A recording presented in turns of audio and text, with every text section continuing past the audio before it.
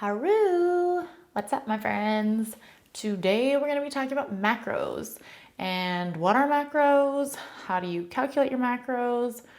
All that kind of good stuff. So first of all, let's start with what are macros? Macros stand for macronutrients, which are your carbohydrates, your fats, and your proteins. Now, each one of those macros has a specific caloric value, meaning 1 gram of carbohydrates is equal to 4 calories. 1 gram of protein is equal to 4 calories, and 1 gram of fats is equal to 9 calories. So, what that essentially translates into is if you're thinking about, do I have to count calories and macros? No, you do not. If you are actually sticking to your macros, you'll be sticking within a certain number of calories. So, for example, if you are having, for simplistic math, 100 grams of protein a day, that's equal to 400 calories worth of protein a day. So you would never actually have to calculate both of those things. So it's not necessarily more work or double the work. The next thing we're going to talk about is, so why on earth would you want to track macros instead of calories? Well, there's a couple reasons. One is flexibility. It's sometimes nice to be able to fit in foods and treats that are not necessarily part of our daily routine, that are not necessarily what we would consider healthy things. Now, I'm not saying there's anything wrong with having treats. Those are an important part of your life. Those are important part of celebrations, times with family, times with friends. And essentially, if you're living your life, you will be encountering those kinds of things. So even if you eat clean 90% of the time, counting your macros allows you to have an idea of, the other 10% of the time, what you are consuming. Another great thing about counting macros is that it actually gives you an idea of what you're consuming.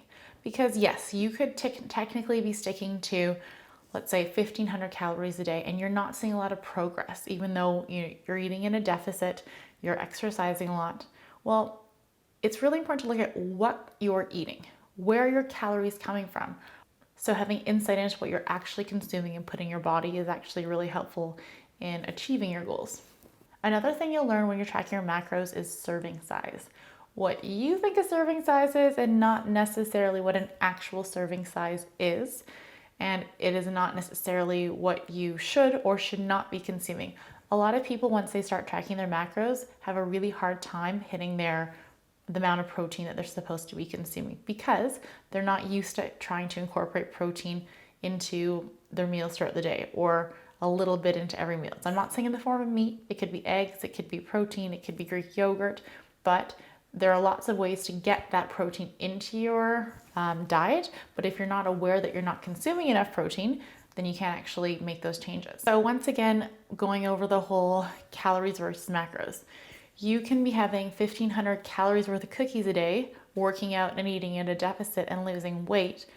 But is that going to be the best way to reach your goals? Probably not. So when you're focusing on your macros, you're focusing on the actual breakdown of your calories, of consuming a certain number of grams of protein, a certain number of grams of fat, and of carbohydrates to keep you fueled, to keep you going, and to actually help you reach your goals, which is, weight loss, maintenance, or actually if you're wanting to put on size. Now, if you've actually figured out your macros and you're not sure what apps to use, the two big ones out there right now are MyFitnessPal, which is what I use, and also Calorie King. And those within them will help you to calculate your macros, although I do recommend trying to calculate them on your own first, which I will show you in a second.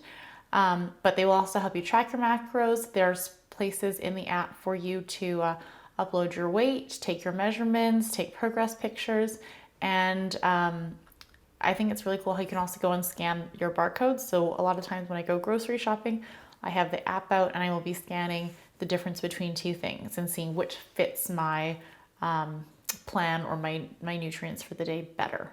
Even just within the certain products, the same products can have quite different macros, just simply differences in the brand and what they've put into those products.